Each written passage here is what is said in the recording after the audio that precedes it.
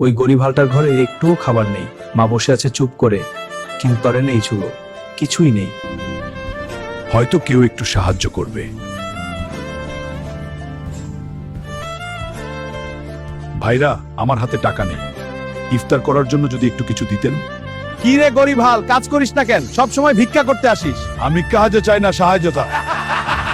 যাও, এখানে দাঁড়িয়ে থাকিস না। এই কথা সে মালসত্তা সাহেবের টনটানের বুকটা কেবিল। অপমানের কষ্টটা খাবার ব্যবহার কর না, কিন্তু সেটি খারাপ বের করিল। হে আল্লাহ, আমি চেষ্টা করি, আমাকে শক্তি দাও। বাবা, মানুষের কাছে নয়, আগে নিজের চেষ্টায় ভরসা রাখো। তবু আজ এটা নাও। আমি বুঝেছি। হালটার চোখে পানি চলে, সে বুঝলো সবার কাছে চুপ ভালো থাকা চলবে। আমি কাজ খুঁজবো, পরিশ্রম করব, একদিন আমিও অন্যকে ইফতার খাওয়াবো।